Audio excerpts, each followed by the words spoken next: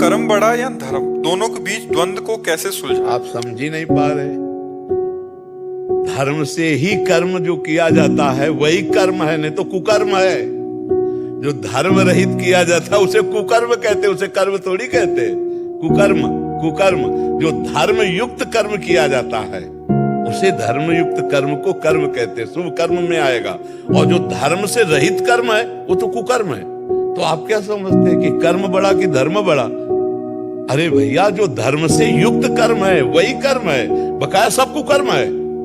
आप देखो, जैसे आप बात करो, जैसे देखो पत्नी है और पति है, दोनों का धर्मयुक्त संबंध है। जो पत्नी के साथ क्रिया है वो धर्मयुक्त है, इसलिए पाप नहीं है। और वही किसी और की पत्नी के साथ क्रिया हो गई, कर्म तो वही है, तो कुकर्म हो गया ना।